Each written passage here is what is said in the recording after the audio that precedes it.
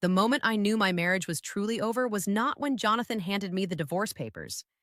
It was not when I discovered the offshore accounts, or when I found out about Victoria, or even when I realized he had been planning this for years. The moment I knew it was over was when I stood in the empty lobby of the company I had built from nothing, the company that bore my ideas and my sweat and my sleepless nights, and I watched the security guard tell me that my access had been revoked, that I was no longer welcome in my own building, that my husband, the man I had loved for 16 years, had successfully erased me from my own life. But I am getting ahead of myself.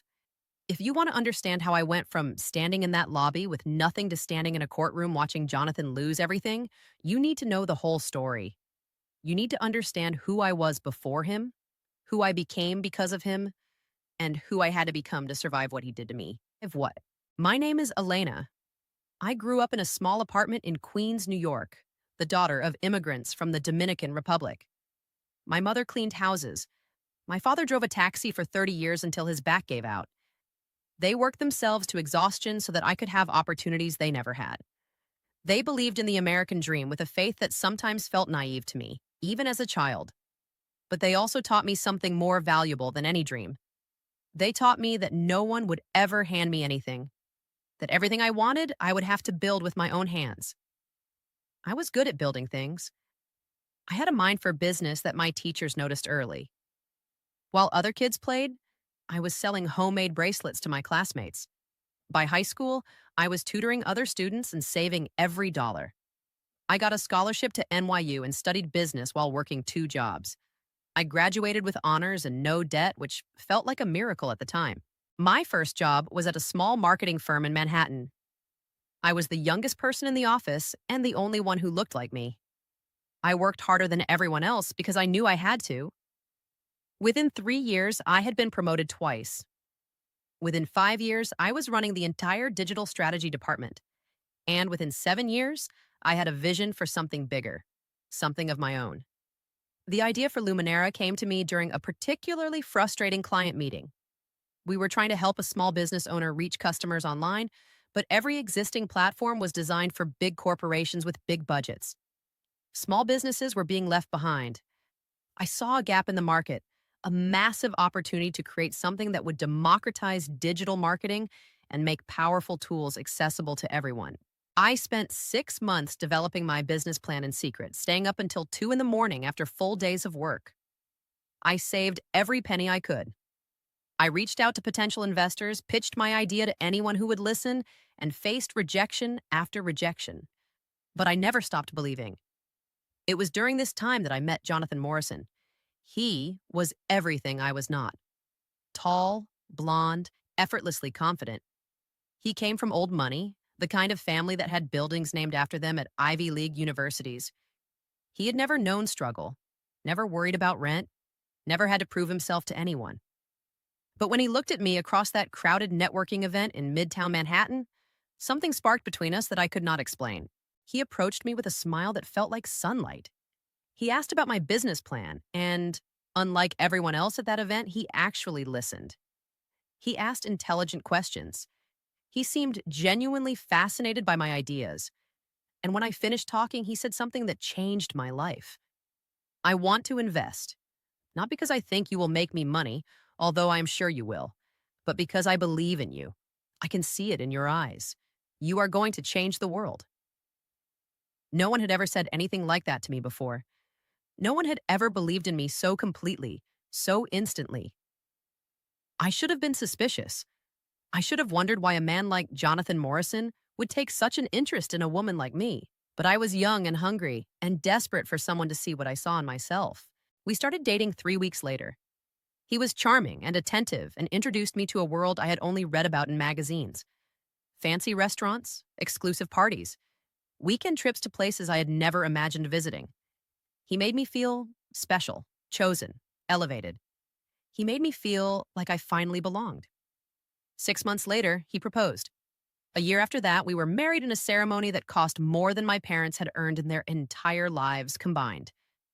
Jonathan's family paid for everything, and while I felt uncomfortable with such excess, Jonathan insisted it was what he wanted, that I deserved to be celebrated.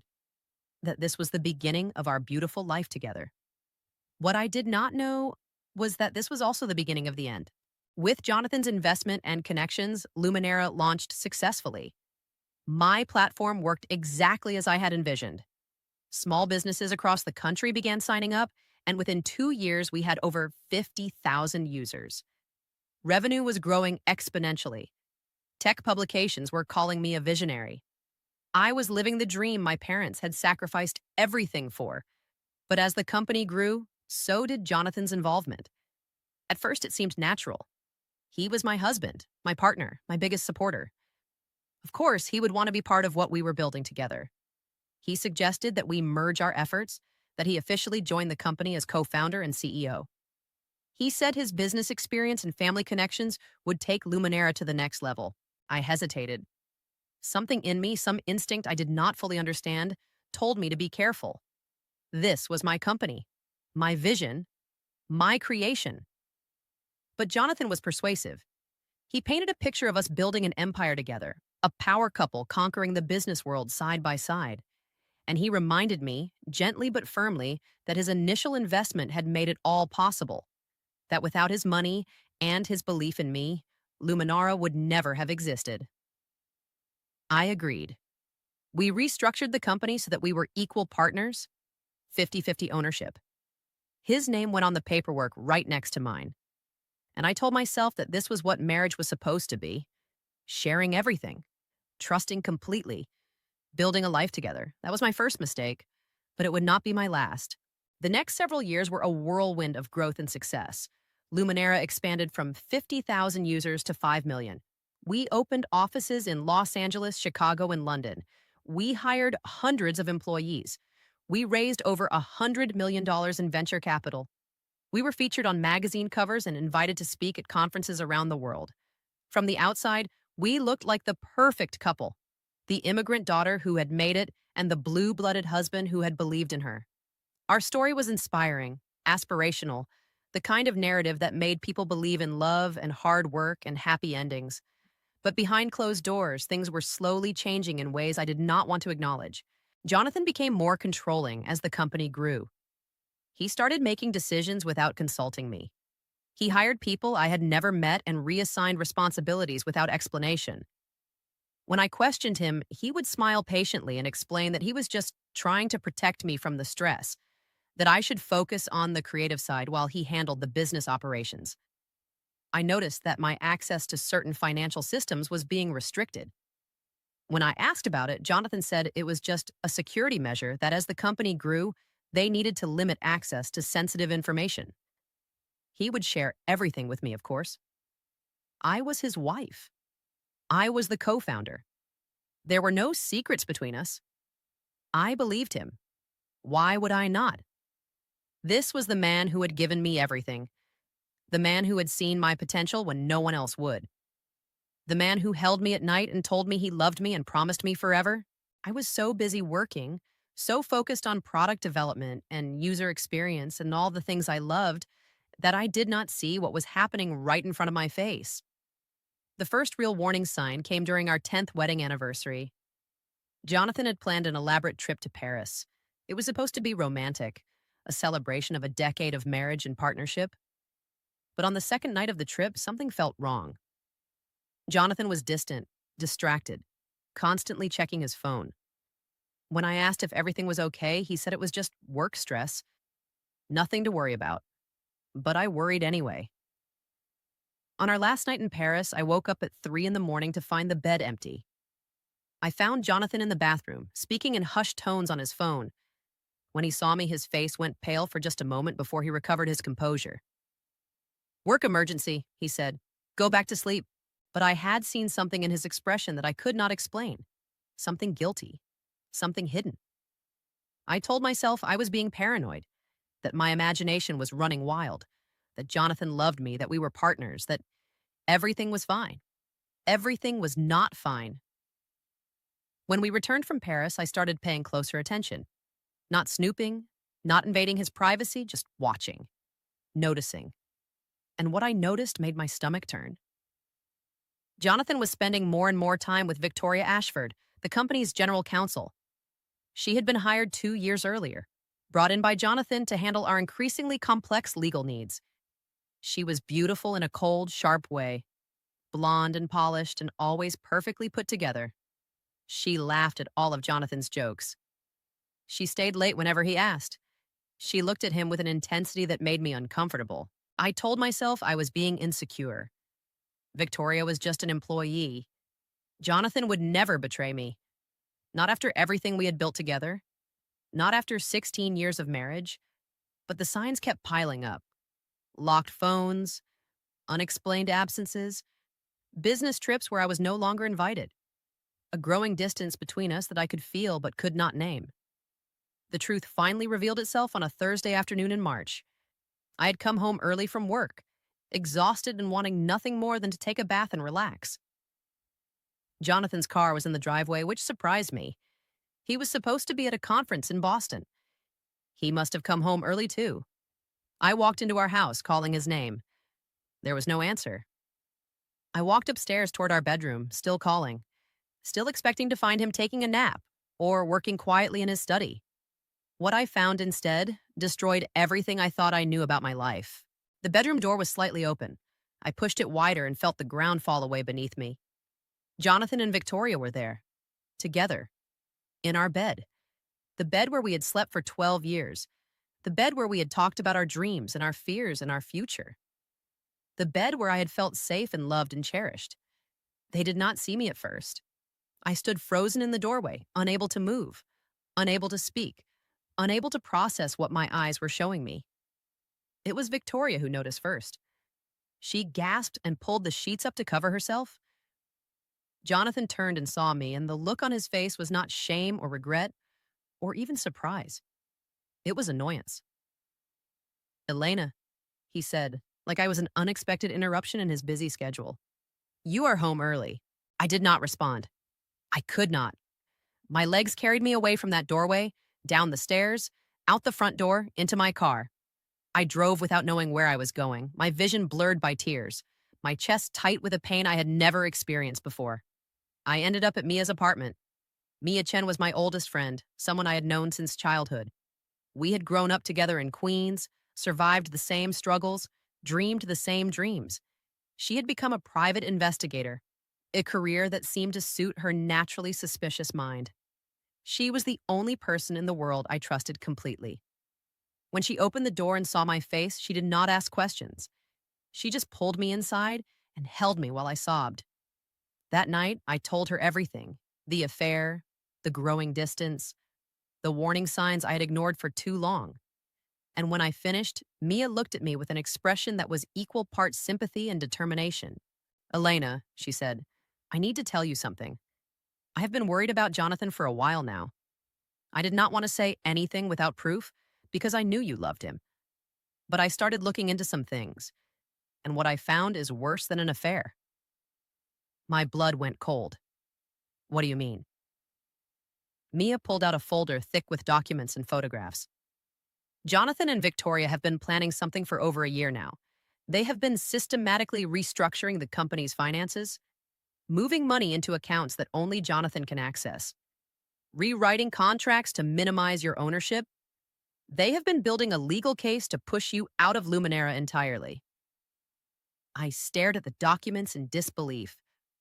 Financial records showing millions of dollars transferred to offshore accounts, legal agreements that had been modified without my knowledge, emails between Jonathan and Victoria discussing their timeline and their exit strategy. "This is not just an affair," Mia continued. "This is theft. They are trying to steal your company, everything you built. They want to take it all and leave you with nothing." The pain of the affair was suddenly overshadowed by a rage so intense it nearly consumed me. Jonathan had not just betrayed our marriage. He had been planning to betray everything: our partnership, our company, my entire life's work. And he had been doing it with Victoria for over a year. Every smile, every kiss, every "I love you" had been a lie. A distraction while they worked behind my back to destroy me. I spent the next 2 days in Mia's apartment, going through every document she had collected. The scope of their scheme was breathtaking. Jonathan had been positioning himself as the sole visionary behind Luminera for years. He had given interviews where he took credit for my ideas. He had built relationships with investors and board members that excluded me. He had rewritten the company's founding narrative so that I was gradually erased from the story. The offshore accounts contained over $40 million, money that had been siphoned from the company through a complex network of shell corporations and fake consulting fees, money that rightfully belonged to Luminera, money that I had helped earn through years of work. And Victoria was not just his mistress, she was his accomplice. As general counsel, she had access to all of the company's legal documents. She had been the one actually executing Jonathan's plans, modifying contracts, creating new entities, building the legal framework for my destruction. On the third day, Jonathan finally called. His voicemail was calm, almost casual. "Elena, we need to talk. I understand you are upset about what you saw, but you are overreacting. Come home and we can work this out like adults. We have too much history to throw it all away over a misunderstanding." A misunderstanding. As if finding your husband in bed with another woman was a matter of miscommunication. As if the evidence of financial fraud and corporate theft was a simple disagreement. I did not return his call. Instead, I called a divorce attorney. David Hartwell was recommended by Mia as the best in the business. He had spent 30 years handling high-stakes divorce cases involving complex financial situations. When I sat down in his office and explained what I had discovered, he listened carefully, taking notes and occasionally asking clarifying questions. When I finished, he sat back in his chair and regarded me with serious eyes. "Mrs. Morrison, what you are describing is not just grounds for divorce. It is grounds for criminal prosecution. If we can prove that your husband and this attorney systematically defrauded you and the company, they could both face serious legal consequences." "I do not just want a divorce," I said. "I want everything back. I want the company I built. I want the money they stole. And I want them to face consequences for what they did." David nodded slowly. "That is going to require a careful strategy. Your husband has been planning this for a long time. He has resources and connections. He will not go down without a fight. Neither will I." The next several months were the most difficult of my life. Jonathan filed for divorce first, trying to control the narrative. His legal team painted me as an unstable wife who had abandoned her husband over unfounded jealousy. They argued that his affair with Victoria was a symptom of our troubled marriage, not a cause. They claimed that I had been a minor contributor to Luminera's success and that Jonathan deserved the majority of our shared assets. They also moved quickly to consolidate control of the company. Within days of the divorce filing, Jonathan called an emergency board meeting. He presented evidence that I was mentally unfit to serve as co-founder. He produced a doctor's note claiming I was suffering from severe depression and anxiety. A doctor I had never seen, a diagnosis I had never received. The board, most of whom had been cultivated by Jonathan over the years, voted to remove me from all operational responsibilities, pending a psychiatric evaluation. My access to company systems was revoked. My office was cleaned out. 16 years of work, 16 years of building something from nothing, and I was escorted from the building like a criminal. I stood in that empty lobby and felt something break inside me. Not my spirit. That was still intact. But something else. Some part of me that still believed in fairness, in justice, in the idea that good people are ultimately rewarded for their efforts. That part of me died in that lobby, and something new rose in its place. Something harder. Something that would not rest until Jonathan Morrison faced consequences for every single thing he had done. The problem was that Jonathan had been incredibly thorough. The documents Mia had found were concerning, but they were not enough to prove fraud in court. Jonathan's lawyers could explain away the offshore accounts as legitimate business investments. They could claim the contract modifications were standard corporate practices. They could argue that everything had been done with my knowledge and consent. I needed more evidence. I needed something that would prove beyond any doubt that Jonathan and Victoria had conspired to steal my company and destroy my life. The opportunity came from an unexpected source. 3 months after I was removed from Luminara, I received a phone call from an unknown number. The voice on the other end was hesitant, nervous. "Mrs. Morrison, My name is Rachel. I work in Luminara's accounting department. I need to talk to you. It is about what Mr. Morrison has been doing. I have information, important information, but I am scared. We met at a coffee shop in Brooklyn, far from any place where we might be recognized. Rachel was young, maybe 25, with the anxious energy of someone who knew they were taking a risk. I've been with the company for 3 years, she explained.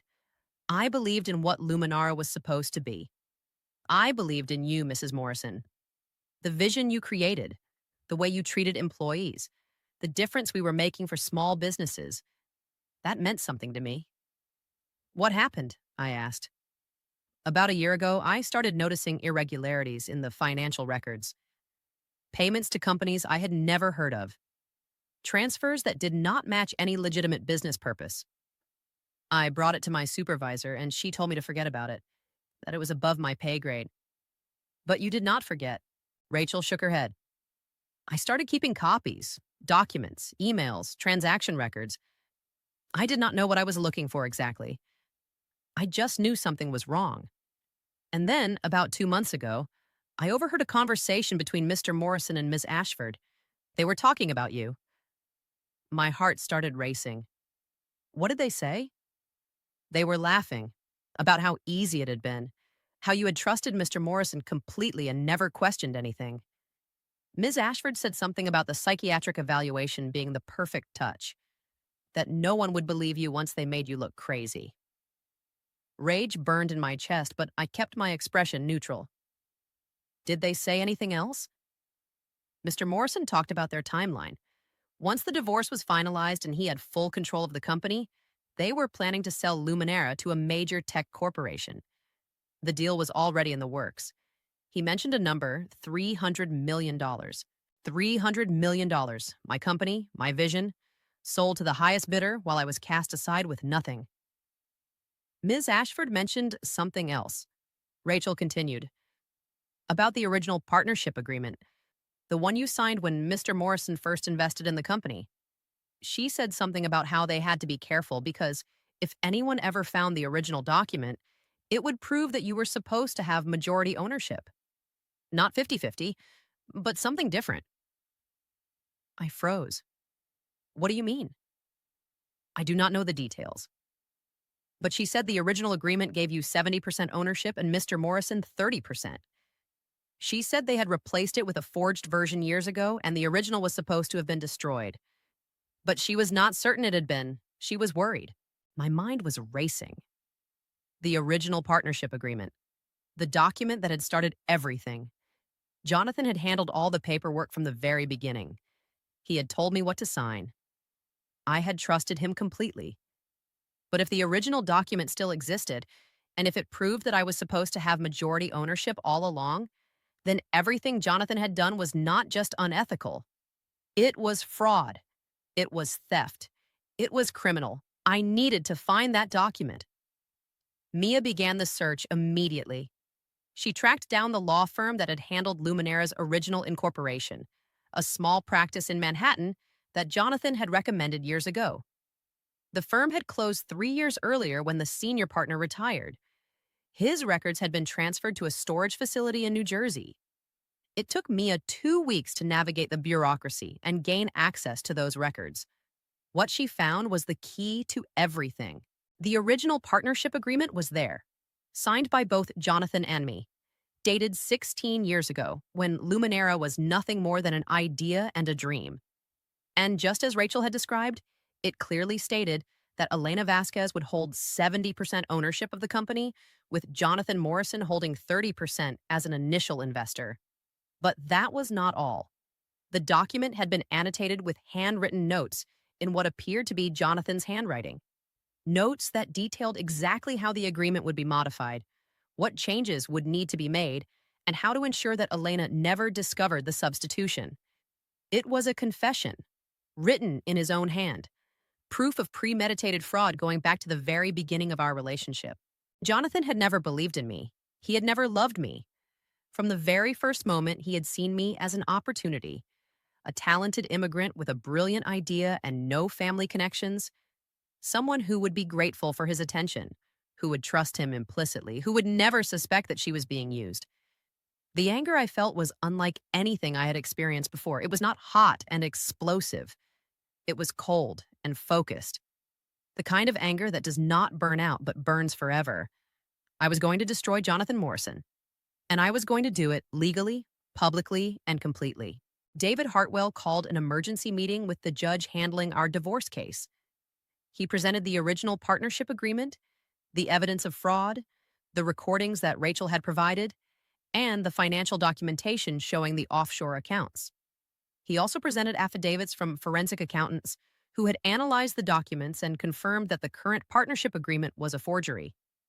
The judge reviewed the evidence with growing concern. When she looked up, her expression was severe. Mr. Hartwell, what you are presenting here suggests a pattern of deliberate fraud and financial crimes. This goes far beyond the scope of a divorce proceeding. Yes, Your Honor. That is why we are also filing a formal complaint with the district attorney's office, as well as civil suits against both Jonathan Morrison and Victoria Ashford for fraud, breach of fiduciary duty, and conspiracy to commit theft. Jonathan's attorneys objected strenuously. They claimed the documents were fabricated, that I had manufactured evidence to destroy my husband out of jealousy, that the original partnership agreement was fake. But the evidence was overwhelming. Forensic experts testified that the handwriting on the original document was indeed Jonathan's. Digital forensics confirmed that the current partnership agreement had been created years after the original. Financial records showed a clear pattern of money being moved into accounts that only Jonathan and Victoria could access. The judge ordered an immediate freeze on all of Luminara's assets pending investigation. She revoked the board's decision to remove me and reinstated my access to the company. And she recommended that the district attorney proceed with criminal charges against both Jonathan and Victoria. The trial that followed was covered by every major news outlet. The story was irresistible. A successful immigrant entrepreneur betrayed by her privileged husband. A 16-year conspiracy finally exposed.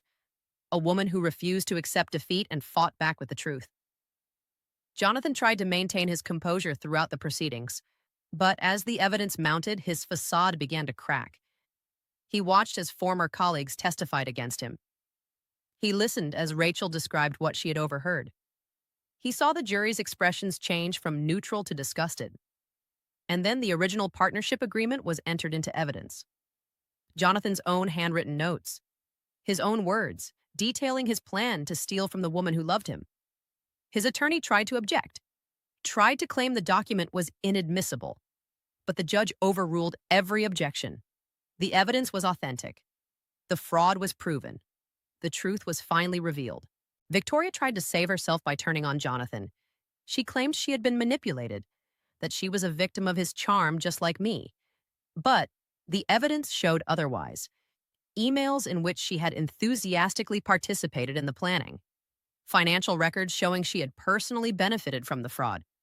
Testimony from other employees about her role in modifying contracts and suppressing evidence. They were both convicted. Jonathan on 12 counts of fraud, theft, and conspiracy. Victoria on 8 counts of the same. The judge sentenced Jonathan to 12 years in federal prison and ordered him to pay full restitution of all stolen funds. Victoria received 8 years, but the criminal conviction was only part of the justice I received. The civil suit awarded me full ownership of Luminara. Every penny that had been stolen was recovered from the offshore accounts and returned to the company. Jonathan's personal assets, including the house we had shared, were seized to cover damages. He lost everything: his money, his reputation, his freedom. His entire life, built on fraud and deception, collapsed around him. I stood in that same lobby where I had been humiliated months earlier. But this time, I was not being escorted out. I was walking in as the sole owner of my company. My employees stood and applauded as I entered. Many of them had believed in me even when Jonathan tried to make me look crazy. Many of them had quietly resisted his attempts to rewrite history. I thought I would feel triumphant. I thought I would feel the satisfaction of revenge finally achieved. What I actually felt was exhaustion and grief. And something else that took me a long time to identify. I felt free from a marriage built on lies, free from a man who had never seen me as anything but a means to an end, free from the constant manipulation and gaslighting that I had not even recognized until it was over. Jonathan wrote me a letter from prison. I did not open it for 3 months. When I finally did, I found exactly what I expected: a non apology full of excuses. He was sorry that things had gone so wrong. He was sorry that I had been hurt. He was sorry that our marriage had ended this way, but he was not sorry for what he had done. He still believed he had been entitled to what he took. He still could not see that I was a person with my own dreams and my own value. To him, I was always just an asset, a resource to be exploited. I burned the letter and never responded. In the years since the trial, I have rebuilt my life from the wreckage Jonathan left behind. Luminera is stronger than ever. We have 20 million users now. We went public last year, and I became one of the wealthiest self-made women in America. My parents, who worked so hard to give me opportunities, finally retired in comfort. My mother cried when I gave her the keys to a house she could never have imagined owning. I think about Jonathan sometimes. Not often, but sometimes. I wonder if he understands now what he lost. Not just the money or the company or the freedom, but the chance to be part of something real. The chance to build a life with someone who truly loved him. The chance to be a good person instead of a con artist in an expensive suit. I suspect he does not understand. People like Jonathan rarely do. They are so focused on what they can take that they never realize what they are throwing away. But that is not my problem anymore. Jonathan Morrison made his choices. He faced his consequences. And I moved on. Mia was my maid of honor when I remarried 3 years ago. A good man this time. Someone who loves me for who I am, not for what I can give him. Someone who sees me as a partner, not an asset. Someone who celebrates my success instead of trying to steal it. Rachel still works at Luminara. I promoted her to director of finance. Her courage in coming forward when it mattered most earned my loyalty for life. David Hartwell became a trusted advisor and eventually a friend. He told me once that in 30 years of practice, he had never seen a case quite like mine. A case where justice was so complete, so thorough, so satisfying. But for me, the justice was never about satisfaction. It was about truth. It was about taking back what was stolen and proving that I was more than what Jonathan tried to make me. He saw me as a victim, a naive immigrant girl who could be manipulated and discarded, but I was never his victim. I was his partner, his wife, the woman who built the empire he tried to steal. And when he pushed me down, I got back up and pushed back harder. That is what Jonathan never understood. That is what people like him never understand. They think they are strong because they are willing to hurt others. But real strength is not about hurting. It is about surviving. It is about rebuilding. It is about taking everything they threw at you and using it to become something they could never be. I am Elena Morrison. I built an empire from nothing. I lost it to betrayal, and I took it back with truth. If you are listening to this story because someone you trusted has betrayed you, because someone close to you has become your enemy, because you are standing in the wreckage of a life that was stolen from you, I want you to know something. It is not over. They want you to believe that you are defeated, that you have no options, that they have won and you have lost, but they are wrong. The people who betray us always underestimate us. They think that because they were willing to hurt us, we are too weak to fight back. Show them how wrong they are. Document everything. Find allies. Build your case. And never, ever let anyone erase you from your own story. The truth is patient. It waits in the shadows while the lies take center stage. It bides its time while the betrayers celebrate their victories. And then, when they least expect it, the truth comes forward and destroys everything they built on deception. Jonathan Morrison thought he could steal my truth. He thought he could rewrite history so that I never existed. He thought he could take my company, my reputation, my entire life, and leave me with nothing. He was wrong. I am still here. I am stronger than ever. And every single day, I wake up grateful for the life I built, lost, and built again. That is my story. A story of betrayal and revenge. A story of loss and recovery. A story of a woman who was underestimated and came back to claim everything that was rightfully hers. Jonathan is still in prison. He will be there for many more years. And when he finally gets out, he will have nothing. No money, no reputation, no company, no future. I almost feel sorry for him. Almost. But then I remember the look on his face when he saw me in that doorway. Not shame, not regret, just annoyance. Like I was an inconvenience. Like 16 years of marriage meant nothing at all. And I remember why I did what I did, why I fought so hard, why I refused to let him win. Not for revenge, not for money, not even for justice, for truth. Because the truth is the one thing no one can steal from you forever. They can hide it, they can bury it, they can pretend it does not exist, but eventually, always, inevitably, the truth rises to the surface. And when it does, it destroys everything that was built on lies. Jonathan Morrison learned that lesson the hard way. And now, wherever he is, whatever he is doing, he knows that he lost, that his carefully constructed empire of deception collapsed, that the woman he underestimated was the one who brought him down. I hope he thinks about that every single day. I hope he never forgets, because I never will. And now, for the first time in years, I am finally at peace. Not because Jonathan is suffering, but because I am not. Because I took back my life. Because I proved that I am more than what he tried to make me. I am Elena. I am a survivor. I am a builder. I am someone who refused to let betrayal define me. And that is a truth no one will ever take away.